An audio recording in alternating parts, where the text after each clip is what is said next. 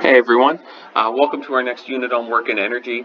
So in this section, we're going to take some of the concepts that we know so far and really start to connect a few different things together. Things dealing with force, speed, and distance are basically our main goals here. So in this first scenario, this first situation, there's no numbers involved here, it's just a conceptual problem. We have these Ironman competitions where this guy here is trying to pull a bus.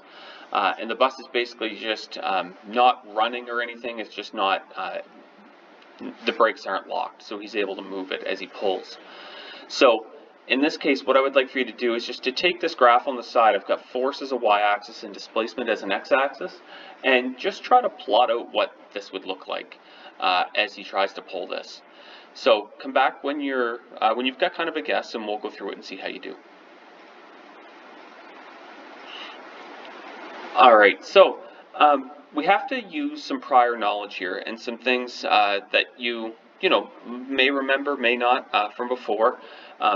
Some of it might be a little bit more fresh than others, just in terms of when you remember doing this stuff. So in a previous topic or previous unit, we talked about the coefficients of friction, and what we learned from that was that the static coefficient of friction is much stronger than the kinetic coefficient of friction. It takes more effort to start to move something than it does to keep it moving. And so the force I would expect for this problem, it's going to take quite a bit of force to get this bus to start to move.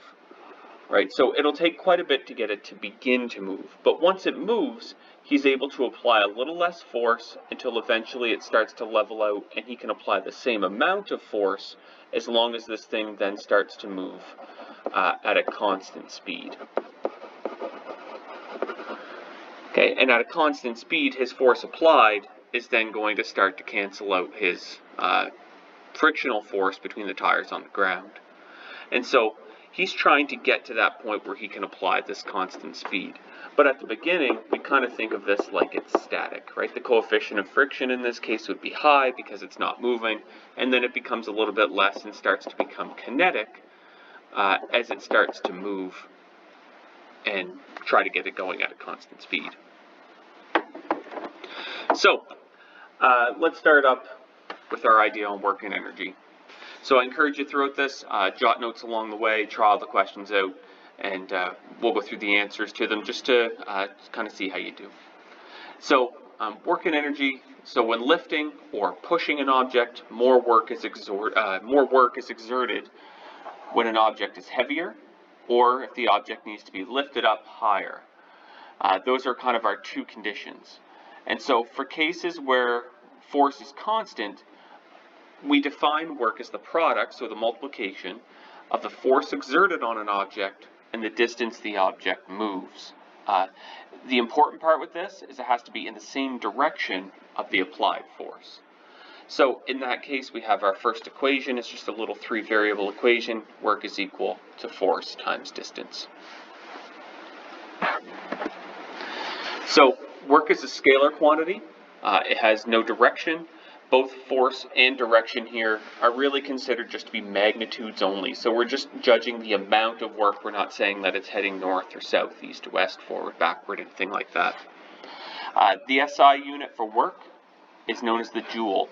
And so the joule takes on this capital J unit, and a joule is considered to be a Newton meter. If you take a look at our equation, force times distance, force is measured in newtons, distance is measured in meters. So the amount of force that can be applied over a set distance is known as a joule, okay, which is the scientific international unit for work. So the two key parts to take away here is that work is only done if the object is moving, so it can't be sitting doing nothing, has to be moving, and if both the force and the displacement are in the same direction. That's really important. Okay, I have to have them heading both in the same direction for work to be completed. So, as an example problem, A student lifts a box of books that weighs 185 newtons, and the box is lifted 0.8 meters. How much work does the student do? Pause the video, give it a try, and come back when you're ready. Alright, so work is equal to force times distance. The force that's being applied here, 185 newtons. The distance that it's moving over is 0.800 meters.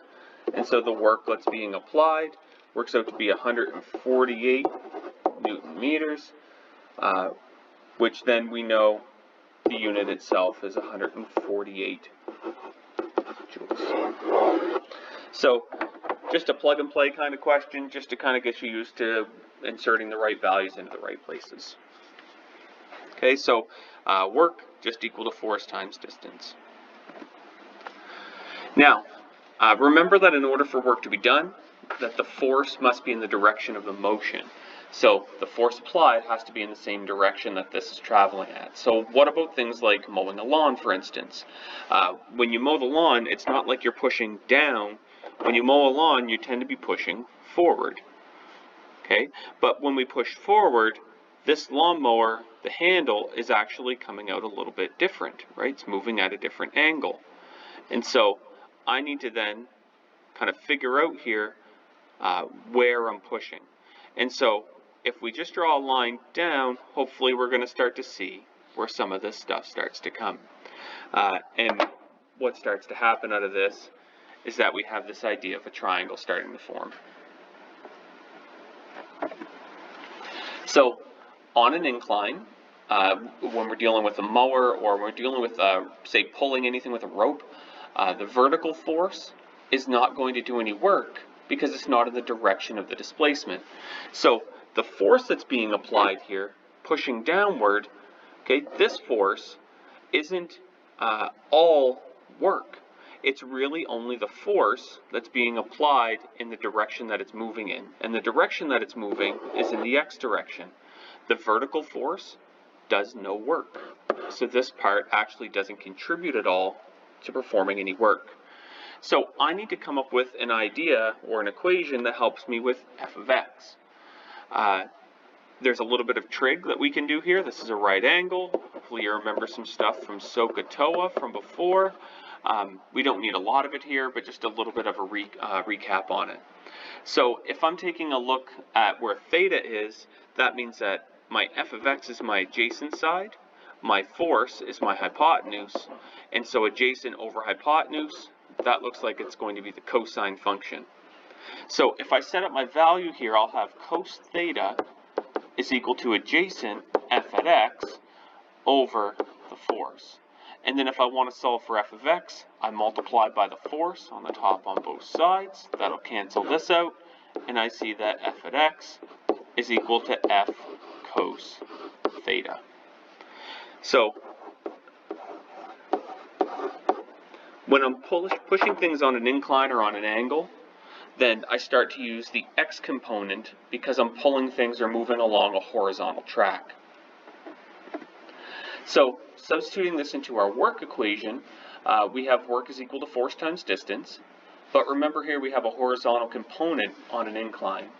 And so that horizontal component we know is going to be f of x. The work that's being done, we know f of x is equal to f cos theta. And then I just combine my variables together and put my trig function at the end. And so work is equal to force times distance times the cosine of theta. And that will tell me the work that's completed when I have a problem that involves an incline. So the next part then says, what other forces are exerted on the lawnmower if it moves at a constant speed? And hopefully what we're kind of seeing out of this, other forces that could be applied here, I could have a force of gravity because it's in contact with the surface. And because it's in contact with the surface, that means that I also have a normal force.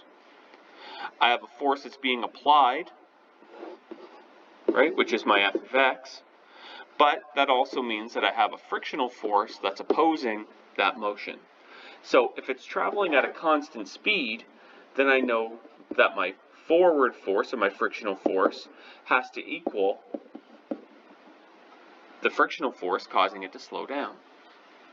So f of x is equal to f of f at a constant speed, and I know this because f net is equal to mass times acceleration, and at a constant speed, that means that acceleration is equal to 0.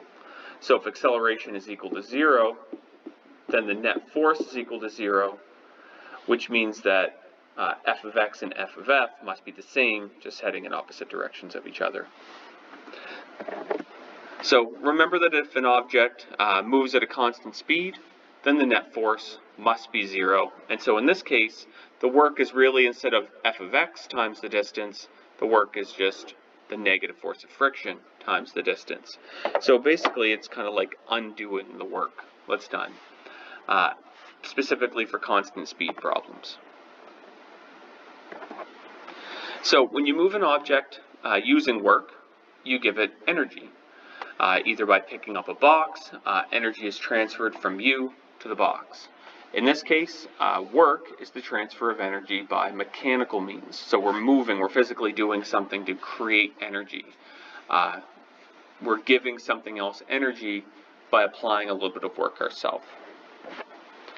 So another example, a sailor pulls a boat along a dock using a rope at an angle of 60 degrees with the horizontal, and then how much work is done by the sailor if he exerts a force of 255 newtons on the rope and pulls the boat for 30 meters. So let's open up a blank page here to answer this.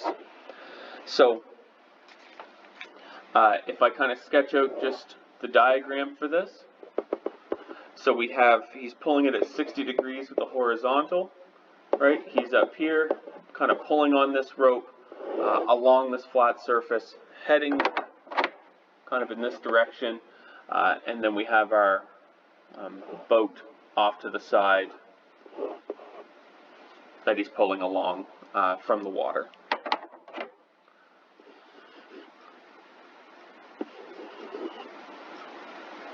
So I have my situation or my scenario. I can see kind of where things are heading here. I've got an f of x value that's here, and we know that that's ft cos theta, so it wants to know the work that's applied. Work is equal to ft cos theta. Work is equal to, it says that he's applying a force of 255 newtons, and he's pulling it a distance of 30 meters times the cosine of 60 degrees.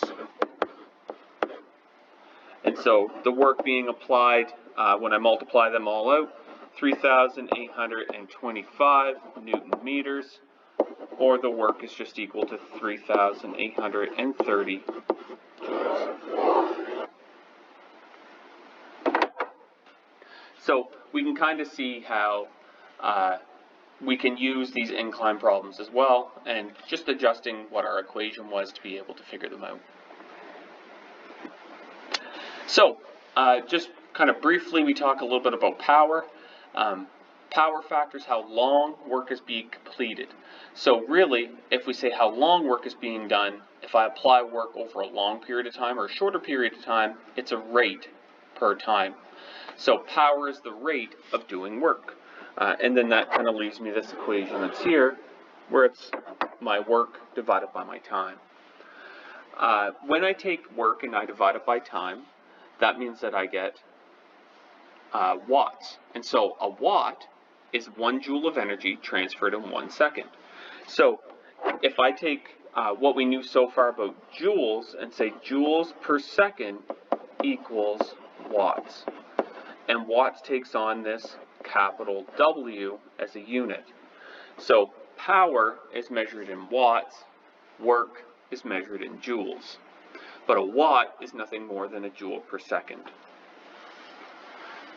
So power is measured in watts, and because watt is a small unit of power, oftentimes we tend to see them as kilowatts.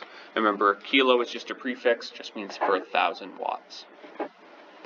So an example that we have here, An electric motor lifts an elevator that weighs 1.20 times 10 to the 4 newtons, a distance of 9 meters in 15 seconds. It wants to know what's the power of the motor in watts.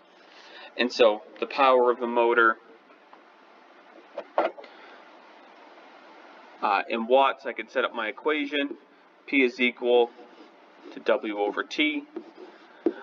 My watts here in this case is force times distance, right? Or sorry, power is equal to work over time. First, force times distance divided by time, because work is equal to force times distance. Plug in kind of what I have for force and distance, so it says it's 1.20 times 10 to the 4, multiplied by the distance, which is 9 meters. And then we're going to divide that all by the 15 seconds. And so I find that the power in this case works out to be 7,200 watts. And it's in 3 significant digits, so power in this case is going to work out to be 7.20 times 10 to the 3 watts. Now, after that it says what's the power in kilowatts? Well, I just take my answer and divide it by 1,000 and find that the power is really just 7.20 kilowatts. So it just allows us to see power in kind of a smaller, more easy to understand unit, I guess, measured in kilowatts. So there are a couple of problems that kind of go into the first assignment after that. Let me know if you have any questions.